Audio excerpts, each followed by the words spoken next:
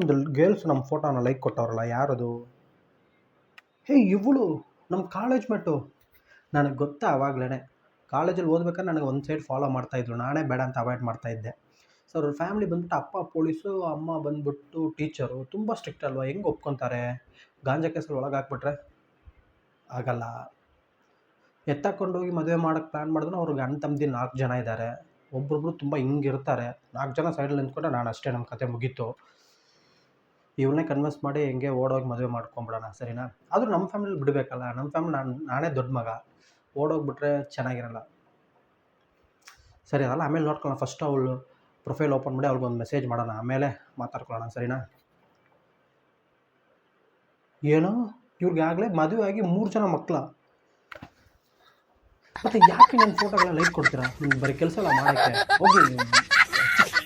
ಏನೆಲ್ಲ ಎಲ್ಲ ಹಾಳಾಗೋಯ್ತು.